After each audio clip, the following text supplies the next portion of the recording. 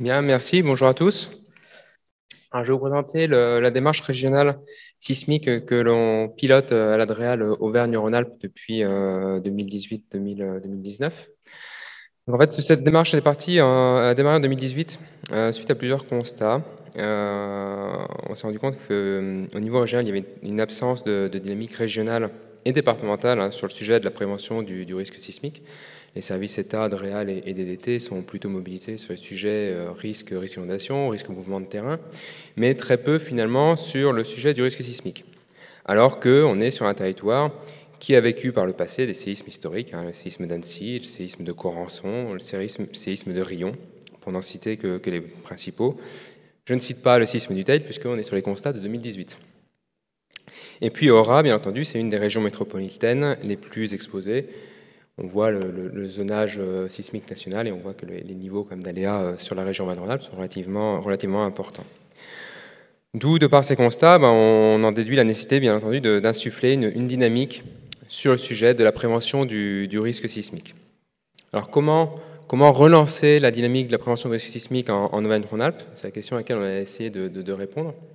Et donc, à partir de 2019, on a souhaité donc piloter une démarche, donc c'est le service prévention des risques naturels et hydrauliques de l'Adréal Auvergne-Rhône-Alpes qui pilote donc cette démarche sismique régionale.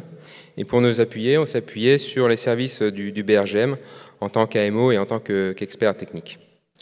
Pour mener cette démarche, on ne l'a pas menée tout seul dans notre coin, on s'est entouré également des 12 DDT de la région, mais également du CEREMA et puis des services habitat, risques technologiques et de la délégation de zone de l'Adréal Auvergne-Rhône-Alpes. L'idée, la première étape de cette démarche, c'était de faire un diagnostic. Ce diagnostic, on l'a structuré en plusieurs temps. Le premier temps, c'était de faire un état des lieux, finalement, de l'ensemble des démarches, de l'ensemble des études qui ont pu être réalisées sur l'ensemble de la région au cours des 10 dernières années. Déjà, se dire, on part d'un état de l'art de l'existant pour être sûr de ne pas refaire la même chose 10 ans ou 15 ans après. Après avoir fait cet état de l'art, on a également réalisé un diagnostic sur l'exposition de la région au risque sismique. Donc ce diagnostic, on l'a fait à partir des données dont on disposait. Et l'objectif, c'était de pouvoir se dire finalement quel est le risque sismique en Auvergne-Rhône-Alpes, c'est quoi? Donc on a essayé d'avoir un diagnostic homogène à partir des données, en croisant essentiellement des données d'aléas, des données d'exposition d'enjeux. Et puis on a évolué à grande maille la vulnérabilité régionale au risque sismique. Donc Émilie viendra tout à l'heure de façon un petit peu plus précise sur ce sujet de la vulnérabilité.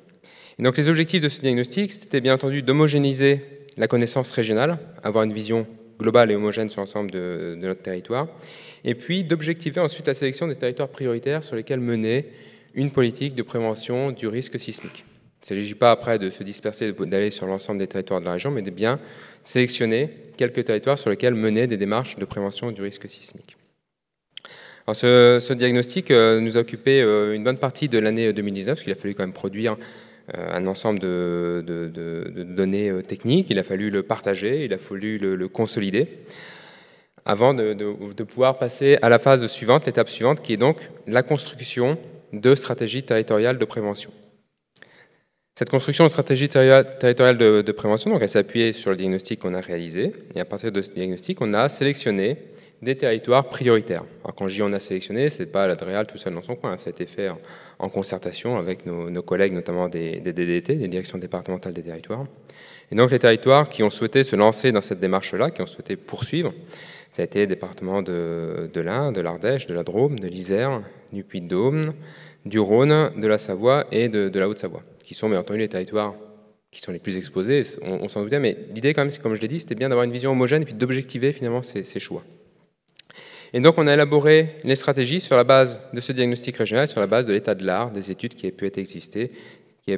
pu être réalisées au cours des 10 dernières années. L'idée, pour que ces stratégies fonctionnent, c'est qu'elles soient portées comme au plus près du terrain. Donc ce n'était pas à l'Adréal de porter ces stratégies au niveau des territoires. Donc, il faut que ces stratégies soient pilotées par les services risques des directions départementales des territoires. Et un autre principe fort qu'on a toujours porté, c'était de dire qu'on construit des stratégies qui sont évolutives. Donc ne vous attendez pas à ce que je vous présente aujourd'hui 8 stratégies qui sont planifiées sur 4 ou 5 ans avec 30 actions chacune. Ce n'est pas le cas. On préfère des stratégies évolutives, la méthode des petits pas, c'est-à-dire que chaque département, chaque territoire programme 1 ou 2 actions pour l'année qui vient. Et en fonction des résultats de ces actions, eh bien, on réoriente les résultats, on les complète, on poursuit, on avance petit à petit sur le sujet de la prévention du risque sismique. Ce qui nous permet d'avoir une approche beaucoup plus pragmatique et de se donner les chances finalement de pouvoir avancer, de pouvoir concrétiser finalement un petit peu nos objectifs. Donc l'année 2020, ça a vraiment été l'année de co-construction de ces stratégies entre le niveau régional, le niveau départemental, avec l'appui bien entendu du BRGM. Et en 2021, donc, ça a été la mise en œuvre opérationnelle de ces stratégies, avec la mise en œuvre donc, des premières actions. Pour mettre en œuvre ces premières actions, on s'est bien entendu appuyé sur différents opérateurs que vous avez vus aujourd'hui, notamment la FPS, le BRGM, le CEREMA, ainsi que l'IRMA. On a constitué un partenariat entre l'IRMA et le BRGM. On vous exposera tout à l'heure les tenants de ce partenariat. Et donc les premières actions qui ont été mises en œuvre, c'était des actions notamment d'amélioration de la connaissance de l'aléa, dans l'Isère, dans le Puy-de-Dôme, dans le Rhône. On y reviendra là aussi tout à l'heure. C'est l'amélioration de la connaissance de la vulnérabilité des territoires, dans l'Ain, dans la Drôme. C'est une étude de la vulnérabilité des itinéraires stratégiques menée dans l'Isère, une étude pilotée par le CEREMA. Les études précédentes sont menées par le BRGM. C'est la mise en place également de sessions de sensibilisation et de formation des élus dans l'Ain. C'est le partenariat entre l'IRMA et le BRGM. Et c'est un appui également pour le REX du séisme du Teil, pour l'édition d'un topo guide, pour l'édition d'un clip vidéo. Et là, j'ai une erreur dans mon diaporama, ce n'est pas l'IRMA, c'est la FPS qui a fait cela. Quelles sont aujourd'hui les perspectives et les enjeux à venir finalement de cette démarche régionale? Un des premiers enjeux, c'est de la faire connaître, cette démarche. Aujourd'hui, on est sur une démarche qui est quand même très portée par les services de l'État. Donc c'est déjà faire connaître notre démarche. C'est un des objectifs aussi de notre journée, de vous présenter notre démarche et son avancée. C'est de la pérenniser également dans le temps. Elle s'est engagée en 2019, en 2022, mais on est sur une démarche au long cours. Ça a été évoqué aujourd'hui, la notion du temps est une notion importante. Et puis, c'est bien entendu d'ancrer cette démarche sur les territoires et d'associer les collectivités. Aujourd'hui, on est resté très ancré interne service État. L'enjeu de demain, c'est de pouvoir justement emmener les collectivités avec nous, faire en sorte que les collectivités se saisissent du sujet et commencent à travailler également sur le sujet du risque sismique, alors qu'elles ne travaillent pas toutes seules, mais qu'elles travaillent en partenariat également avec les services de l'État, les services des DDT notamment. Deux exemples, il y a les échanges qui sont en cours avec la ville de Grenoble et des échanges également avec le Géoparc du Chablais en Haute-Savoie qui souhaitent se lancer sur le sujet de la prévention du risque sismique. Et un des derniers enjeux qui est de poursuivre, de développer des partenariats qui est une des conditions également pour dupliquer finalement notre capacité à intervenir et à toucher le plus de monde possible. Dernière diapo sur les contacts. Pour ceux qui souhaitent avoir plus d'informations justement sur cette démarche ou qui souhaitent engager leur territoire sur ces démarches de prévention du risque sismique, donc vous pouvez me contacter directement, donc Romaric Vallot Andréal, mais vous pouvez également contacter les services risques des DDT qui seront votre porte d'entrée et qui vous accompagneront ensuite sur la mise en place de stratégies de prévention du risque sismique. Voilà, j'en ai terminé. Je passe la parole à Émilie, qui va vous présenter les premières opérations qui ont été menées sur le territoire d'Auvergne-Rhône-Alpes. Merci.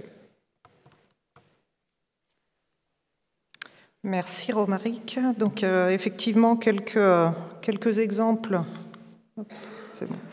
de ces actions en cours qui ont été rapidement évoquées. Donc, ce sont des actions orientées, pour ce qui concerne le BRGM, orientées entre autres vers l'amélioration de la connaissance. Donc, d'abord, la connaissance des effets de site. Donc, on en a un petit peu parlé aujourd'hui. L'effet de site, une modification du mouvement sismique qui est due à la présence proche de la surface de formations lithologiques meubles. Donc en général, cette modification, c'est une amplification du mouvement et une amplification, et aussi les fréquences qui sont un peu étendues. Donc c'est très important évidemment de réussir à cartographier ces effets de site. Donc on a différentes actions qui sont menées à différents niveaux. Par exemple au niveau du département, donc à partir des seules informations de cartes géologiques, donc des informations qui renseignent uniquement sur la surface, et on présume de ce qu'il y a dessous en fonction de cette carte géologique. a permis la mise à jour de la cartographie départementale des effets de site sur le Puy-de-Dôme. Ensuite, quand on rentre un peu plus en résolution, on peut du coup prendre cette dimension Z supplémentaire en utilisant des forages. Donc c'est le travail qui a été réalisé sur un large secteur au sud et à l'est de Lyon. Donc utiliser ces informations de forage pour mieux caractériser ces effets de site. Et puis un troisième niveau de travail, encore plus en résolution. Donc ça, c'est un travail qui lui aussi est en cours dans la vallée de l'Isère, où l'ambition est donc de réaliser une cartographie des effets de site, mais avant tout, avant de se lancer dans la réalisation de cette cartographie, la première marche a été de collecter les données et de regarder de quelle manière, effectivement, il était possible de faire cette carte. D'où une étude de faisabilité dans un premier temps, donc en utilisant des données géologiques et des données géophysiques, sans rentrer dans le détail. Voilà, on travaille à différents niveaux et pour des cartes qui ont des rendus de différentes précisions. Hop. Ah ben j'avais même des illustrations, j'avais oublié. Donc voilà un petit peu, là c'est la cartographie donc, des effets de site sur le Puy-de-Dôme, niveau départemental. Donc en fait une vieille carte, enfin une vieille carte des effets de site était celle que vous avez sur la gauche, qui avait été faite avec toutes les cartes géologiques qu'on appelle des quadrangles, donc c'est les vieilles cartes imprimées que vous avez peut-être l'habitude d'utiliser et qui présentent parfois des petites incohérences les unes à côté des autres. Et donc en utilisant un travail qui a été fait d'harmonisation de cette géologie à l'échelle du département, on obtient de ce fait une carte des effets de site à partir de cette carte géologique harmonisée qui, elle, est cohérente à l'échelle départementale et ne présente plus ces quadrangles qu'on voyait sur celle de gauche. La deuxième dont je vous ai parlé, c'est secteur sud et est de Lyon, donc 1358 forages de la BSS, donc de la banque de données du sous-sol qui ont été étudiés, qui ont permis d'établir des épaisseurs et les états d'altération de ces formations, en se basant aussi sur les cartes géologiques et donc qui ont permis ainsi un redécoupage du secteur de façon à identifier de manière un peu plus précise que la carte départementale précédente, rentrer en résolution sur ce secteur d'une 20 ou 25 communes, j'ai plus exactement en tête.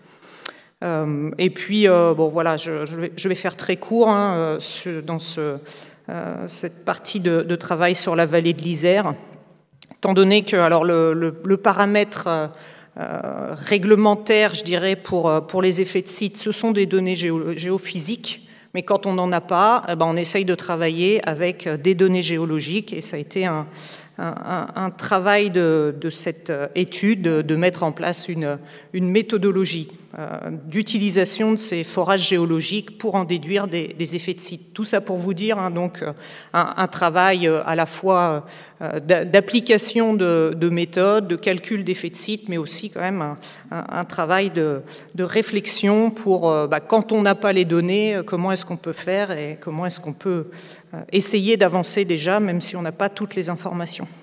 Alors la deuxième partie j'ai encore 3 minutes. À part, en dehors de cette cartographie d'effets de site, de cette connaissance de l'aléa, il y a la partie vulnérabilité du bâti. Donc, il existe déjà à l'échelle départementale des résultats de scénarios de dommages, c'est-à-dire que on applique sur l'ensemble du département une sollicitation sismique et ça permet de hiérarchiser les secteurs en identifiant les secteurs du département, les communes pour le coup, où le plus de dommages est susceptible d'arriver. Et ensuite, on peut rentrer en résolution là aussi et donc travailler à une échelle communale. Et dans ce cadre-là, donc il y a deux études qui ont été menées. Sur l'Ain et en cours sur Montélimar, où on part de scénarios sismiques, on met dans la balance, on met dans le système les effets de site, puisque j'ai insisté en disant qu'ils étaient particulièrement importants. On travaille sur la partie enjeux, établir la vulnérabilité des enjeux à l'échelle communale à partir des photographies aériennes et de données INSEE. Et de là, on peut en tirer donc des cartes de niveau de dommages. Donc vous avez un exemple ici donc sur les 3 communes qui sont étudiées pour Belay, Nantua et Bourg-en-Bresse, et donc qui permettent d'identifier, de hiérarchiser les quartiers de ces communes qui vont présenter, suivant le scénario qui a été retenu, et là vous voyez, donc c'est le scénario type du TAIL, les quartiers qui vont être a priori les plus endommagés. Là, c'est un cumul de dommages des 3, des 4, des 5, donc en gros, évacuation des bâtiments.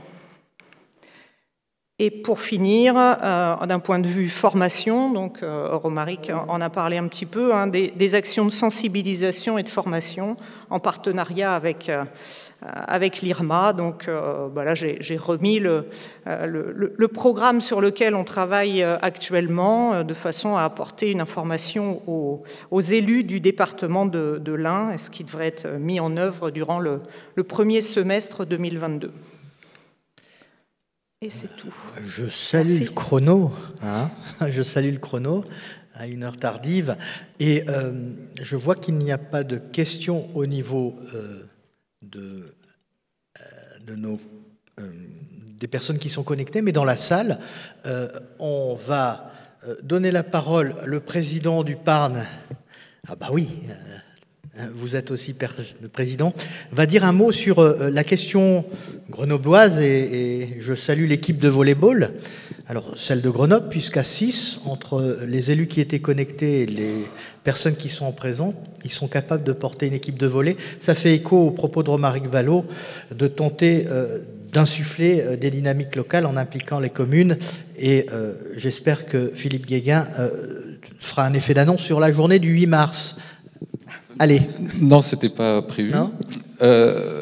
Donc Philippe Guéguin, président du pôle alpin des risques naturels à Grenoble.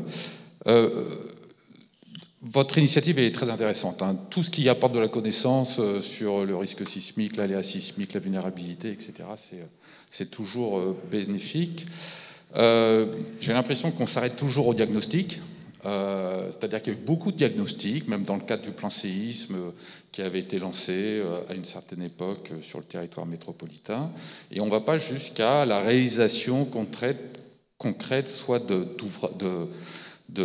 règles locales, comme des PPRS ou des choses comme ça, ni au renforcement de bâtis ou de nouvelles modifications de la réglementation pour que, comme l'a dit Marc, le bâti existant soit aussi concerné par du renforcement.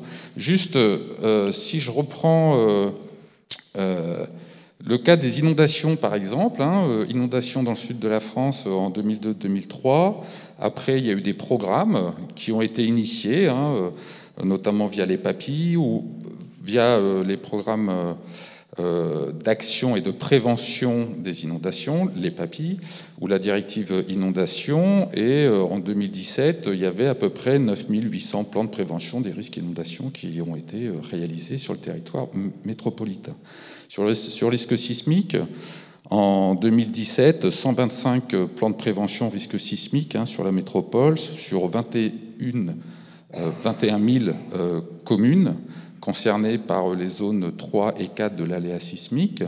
Et donc ma question, est-ce que le séisme du TAIL va, comme pour les inondations, va enclencher la réalisation de plein de plans de prévention des risques sismiques, sachant que le cœur des plans de prévention des PPRS, c'est quand même le microzonage. Et comme l'a indiqué Marc Givry, le microzonage, c'est quand même quelque chose finalement d'assez facile à faire, puisque c'est juste des cartographies et des évaluations d'aléas locales et variabilité du mouvement sismique à petite échelle.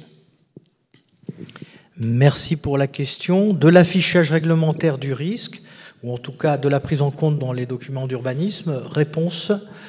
Oui, alors je vais y répondre. Donc La réponse va peut-être vous décevoir, peut-être un peu langue de bois, mais alors, sur les politiques de niveau national, on n'a pas la main, clairement. Et ensuite, le sujet PPRS, c'est un sujet qui est de la compétence donc, du préfet de département. Nous, on est sur une démarche régionale sur laquelle on n'a pas la main pour dire qu'il faut prescrire du PPR à tel ou tel endroit. Il y a des démarches de priorisation qui sont faites au niveau des départements, de priorisation des PPR, où le préfet, avec ses services, définit la priorité de où faire du PPR, sur quel type d'aléa faire du PPR. Donc là, voilà, là-dessus, nous, malheureusement, on n'a pas la main sur le fait de dire il faut faire du PPR à tel endroit ou pas. Gilles Pirou, je vois on va aller sur Gilles Pirou devant, parce qu'il représente également l'administration. Merci. Présentez-vous, Gilles. Ouais, Gilles Pirou. Ça marche ? Allô ? Gilles Pirou, le chef du service risque. Pour compléter la réponse qui a été faite sur le PPR, si je peux me permettre, Romaric. Le PPR, ce n'est pas un instrument qui permet de régler le parc existant. Ça ne nous sert à rien sur l'existant. Le PPR, c'est un document, c'est un outil qui réglemente, c'est ce qu'a dit Romaric, qui s'injecte dans le document d'urbanisme et qui permet de réguler ce qui va se passer pour le futur. Sur le sismique, il me semble savoir qu'on a déjà une réglementation. Donc déjà, il faut faire respecter la réglementation sur le neuf.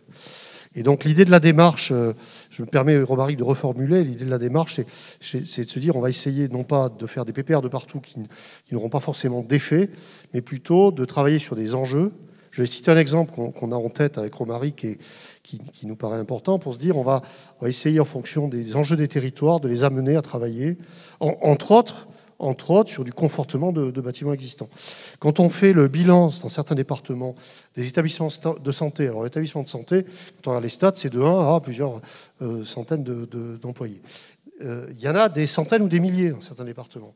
Et donc finalement, la question sur laquelle il va falloir qu'on arrive à avancer, est-ce qu'on arrive à conforter ces établissements sensibles à pour la gestion de crise, qui eux-mêmes peuvent être vulnérables vis-à-vis d'un séisme. Voilà, le pragmatisme qu'on essaie de développer, on verra, qui va nous prendre un certain nombre d'années, c'est de se dire, travaillons par petits pas, je reprends à mon compte le terme, pour avancer, non pas en légiférant, comme on le fait sur les PPR inondations, parce qu'on pense qu'on n'y arrivera pas en légiférant. Voilà. Merci. Alors, il y avait des questions dans la salle. J'en profite pour signaler une intervention, sauf erreur. Alors, est-ce qu'elle vient de la Martinique ? Le PPR peut avoir un impact sur l'existant, à l'évidence. Moi, je m'interroge sur la question d'un microzonage et sans aller sur une démarche réglementaire de type PPR, se saisir d'un zonage et étudier la façon d'un microzonage, et étudier la façon dont on peut appréhender la connaissance fine pour l'intégrer éventuellement dans les documents d'urbanisme, mais ça supposerait volonté politique, article 111.2, et au-delà, faire en sorte qu'à l'initiative du pétitionnaire, il se saisisse, quand il y a un dossier de permis de construire, des solutions qui peuvent être apportées avec un dossier conseil. C'est des pratiques qu'on a sur d'autres risques naturels et qui ont été portées en Isère en parallèle de la politique du tout PPR, risque naturel. C'est pas inintéressant et c'est une pratique qui permettrait d'avoir au moins des microzonages à considérer. Monsieur, oui, présentez-vous. Je suis Thierry Costecharer, président de l'association Patrimoine et Archéologie de Pays de Montélimar. Et je voulais juste savoir, sur l'étude sur Montélimar, est-ce que les petits plots en plastique gris qui ont été déposés pendant des mois, c'était cette étude ou pas? Non, c'était pas ça. Bon, ben...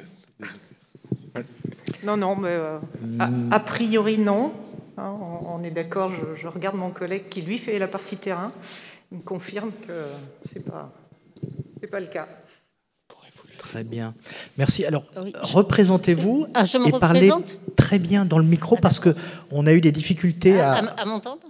Oui. Ah bon, alors, parlez parfaitement dans le micro, madame. Je vais essayer de parler dans le micro. Et représentez-vous, merci. Alors, donc, je suis architecte. Ce que j'ai oublié de dire tout à l'heure, c'est que je professe en Martinique, donc dans les DOM.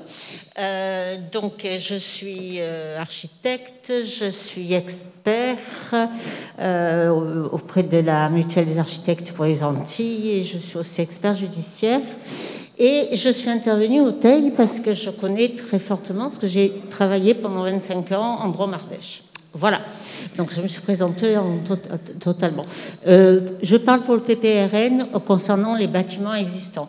C'est vrai que sur la Martinique, on est réglementé, si ce n'est que suivant les zones de classification. De toute façon, dans tous les cas, il est noté qu'on peut intervenir sur des bâtiments existants pour de la réhabilitation aux conditions de ne pas accentuer le risque. Voilà ce qui est marqué sur les éléments. Ce qui ne solutionne absolument pas les problèmes. Voilà. Ah, pardon. Vous m'avez entendu ou pas là? Ah oui, voilà. Merci. Donc c'est une petite phrase, mais qui ne solutionne pas le problème de réhabilitation. Hein. Je voudrais juste compléter sur le sujet des PPR par rapport à l'existant. Le PPR, effectivement, on peut prescrire des mesures sur l'existant. En revanche, on a toujours la condition de ne pas dépasser les 10% de la valeur vénale du bien.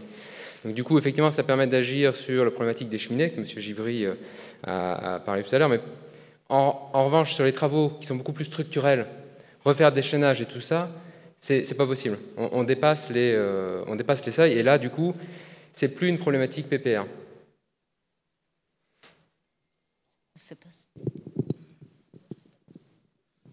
Merci. D'autres interventions? Alors, qui accompagne Madame Odigier, cabinet conseil? Représentez-vous, Madame. Merci. Oui, bonjour, Claire Poutaro. C'était juste pour dire, en fait, que vous devez tous connaître le livre qui s'appelle Atout risque et qui a parlé des ateliers territoriaux.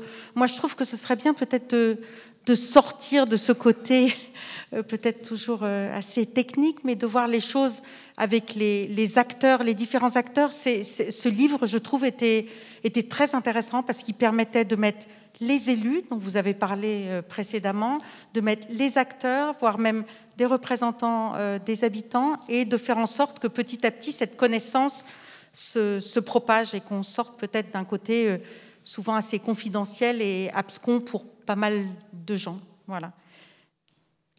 Merci pour votre proposition. Pas de réaction sur l'interface chat de la visioconférence. Pas de réaction, c'est une lourde journée, elle est dense. Je remercie les intervenants.